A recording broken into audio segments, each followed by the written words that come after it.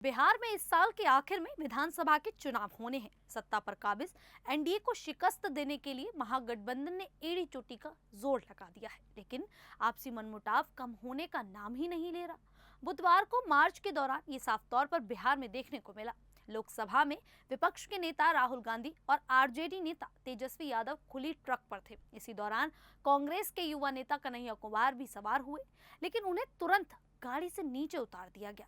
ये बर्ताव दिखाता है कि कन्हैया लालू प्रसाद यादव के परिवार के दिल में जगह नहीं बना पाए हैं, वो भी तब जब कन्हैया तेजस्वी यादव को मुख्यमंत्री का चेहरा स्वीकार कर चुके हैं। आखिरकार कन्हैया कुमार से लालू प्रसाद यादव का ऐसा कौन सा विवाद है जो सुलझने का नाम ही नहीं ले रहा। तो आपको बता दें, ये विवाद आज का नहीं बल्कि कई साल पुराना है, जो आज भी बार बार सभी को देखने को मिलता है। तो चलिए आज के वीडियो में आपको बताते हैं कि कन्हैया कुमार और लालू प्रसाद यादव के बीच में ये विवाद की कहानी कब से शुरू हुई, आखिरकार इसकी शुरुआत कैसे हुई और क्या इसका अंत होगा भी या फिर नहीं। नमस्कार, मेरा नाम है शालिनी और आप देख रहे हैं द न्यूज़ 15 बिहार। कन्हैया कुमार और लालू प्रसाद यादव के बीच का विवाद बिहार की राजनीति में हमेशा से चर्चाओं का मुद्दा रहा है। कन्हैया और तेजस्वी हम उम्र हैं। सियासत की बात करें तो तेजस्वी को ये विरासत में मिली है, वहीं कन्हैया ने अपनी जमीन खुद तैयार की है। बिहार में उनका ग्राफ बढ़ रहा है। वे बिहार में कांग्रेस के एक बड़े चेहरे के रूप में उभर रहे हैं। विरोधी भी उनके कायल हैं। जनसुराज पार्टी के प्रशांत किशोर ने कन्हैया की तारीफ की। उन्होंने कहा, मुझे कहने में कोई खुरेज नहीं है। कांग्रेस में जितने नेता बिहार में हैं, उनमें अगर किसी में प्रतिभा है तो वो कन्हैया कुमार है।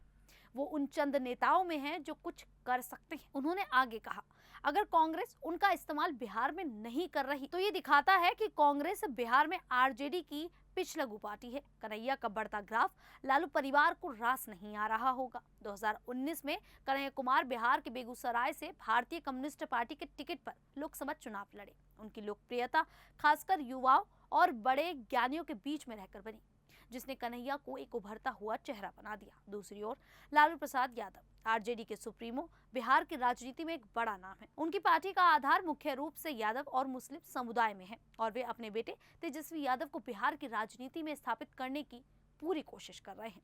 कन्हैया और लालू प्रसाद के बीच विवाद की जड़ तब शुरू हुई जब 2019 के लोकसभा चुनाव के दौरान आरजेडी ने बेगूसराय से अपने उम्मीदवार तनवीर हसन को उतारा। कन्हैया जो सीपीआई से लड़ रहे थे, उनको लगा कि आरजेडी का ये फैसला उनके खिलाफ था, क्योंकि गठबंधन में सीपीआई और आरजेडी सहयोगी थे। तनवीर हसन के मैदान में आने से वोट बंट गए और इसका फायदा बीजेपी के गिरिराज सिंह को मिला, जो भारी मतों से जीते।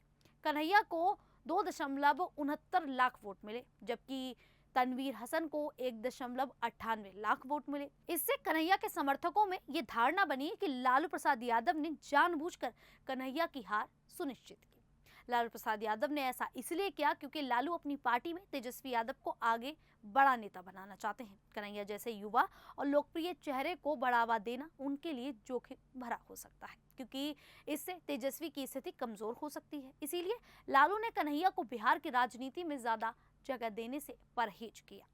कन्हैया 28 सितंबर 2021 में सीपीआई छोड़कर कांग्रेस में शामिल हो गए। बिहार में कांग्रेस और आरजेडी का गठबंधन है, लेकिन लालू हमेशा गठबंधन में अपनी पार्टी को मजबूत रखना चाहते हैं। कन्हैया को बिहार में बड़ा चेहरा बनने से रोकने के लिए लालू और बिहार कांग्रेस के कुछ नेताओं जैसे अखिलेश प्रसाद सिंह ने मिलकर उन्हें दिल्ली की राजनीति में भेजने की रणनीति बनाई। इसका मकसद था कि बिहार में तेजस्वी और अखिलेश के बेटे आकाश के लिए जगह बनी रहे। 2024 में भागलपुर लोकसभा सीट पर कन्हैया को उतारने की चर्चा हुई, लेकिन आरजेडी ने इसे अपने पास रखा और अपनी उम्मीदवार को टिकट दिया। इससे कांग्रेस और आरजेडी के बीच भी तनाव बढ़ा। कन्हैया के समर्थकों का मानना है कि लालू नहीं चाहते कि बिहार में कोई और युवा नेता उभरे। ये विवाद सिर्फ कन्हैया और लालू तक सीमित नहीं रहा, इससे बिहार में महागठबंधन आरजेडी, कांग्रेस और वाम दल के बीच तनाव बढ़ा। 6 मार्च 2024 को कन्हैया ने अपनी नौकरी दो पलायन रोको यात्रा के जरिए बिहार में युवाओं को जोड़ने की कोशिश की, लेकिन आरजेडी ने इसे ज्यादा तवज्जो नहीं दी। तेजस्वी ने कन्हैया के कई कार्यक्रमों से दूरी बनाए रखी, जैसे 2023 में प्रज्ञापति सम्मेलन में शामिल न होना, और अब 9 जुलाई 2025 को बिहार बंद के दौरान कन्हैया को उस प्रचार रथ में जगह नहीं मिली जिसमें राहुल गांधी और तेजस्वी यादव सवार थे। सोशल मीडिया पर वायरल वीडियो में कन्हैया को बस से उतारते देखा गया। इसे राजद की ओर से कन्हैया को हाशिए पर धकेलने की कोशिश माना गया, लेकिन इतना सब होने के बावजूद भी कन्हैया कुमार की ओर से अब भी लगातार ऐसी कोशिशें की जा रही हैं जिससे लालू यादव और उनके बीच में चीजें ठीक हो जाएं। जैसे अभी सीएम फेस पर कन्हैया ने ये साफ किया कि वे तेजस्वी को सीएम का चेहरा स्वीकार कर चुके हैं। और देखा भी जाए तो लालू यादव की चिंता गलत भी नहीं है, क्योंकि आरजेडी के एक नेता ने कहा था कि तेजस्वी यादव और कन्हैया कुमार के बीच कोई तुलना नहीं है। तेजस्वी यादव एक ऐसे नेता हैं जो कन्हैया कुमार की तरह अपने राष्ट्र विरोधी बयानों के लिए कभी विवादों में नहीं रहे। जब हमारे पास तेजस्वी यादव जैसा नेता है जो राज्य और उसके लोगों के लिए आकांक्षाएं रखता है, तो हम कन्हैया को गंभीरता से क्यों लें। इसी बयान के बाद कुछ जानकार कहते हैं कि नेतृत्व की बात करें तो तेजस्वी यादव इसमें भी ज्यादा अनुभवी हैं। विधानसभा और लोकसभा चुनावों में इसे देखा जा सकता है। इसके विपरीत कन्हैया ने कभी भी स्वतंत्र रूप से किसी राजनीतिक दल का नेतृत्व नहीं किया है। कन्हैया कुमार और तेजस्वी यादव दोनों ही भीड़ खींचने में माहिर है। तेजस्वी यादव जहां मुस्लिम वोट बैंक पर अपनी पकड़ बनाने के लिए जाने जाते हैं, वहीं जेएनयू के पूर्व अध्यक्ष ने न सिर्फ बिहार में बल्कि देश के दूसरे हिस्सों में भी लोगों का भरोसा हासिल किया है। वे पढ़े लिखे हैं, अच्छे वक्ता हैं, अपने राजनीतिक विरोधियों पर हमला बोलते हैं। दूसरी ओर तेजस्वी भी अच्छा बोलते हैं और हर बार जब भी कोई जनसभा संबोधित करते हैं भारी भीड़ जुटा लेते हैं। ऐसे में लालू की चिंता जायज है। कुल मिलाकर कन्हैया और लालू के बीच तनाव 2019 से शुरू हुआ और 2021 में कन्हैया के कांग्रेस में शामिल होने के बाद और बढ़ गया। 2024-25 में कन्हैया की बिहार यात्रा और बिहार बंद की घटना ने इसे और हवा दे दी है। ये विवाद गठबंधन की सियासत और तेजस्वी की अगुवाई को बनाए रखने की लालू प्रसाद यादव की रणनीति से जुड़ा हुआ है। खैर, इस पूरे मुद्दे को लेकर आप लोगों की क्या राय है, आप हमें कमेंट करके जरूर बताइएगा। अभी के लिए इतना ही,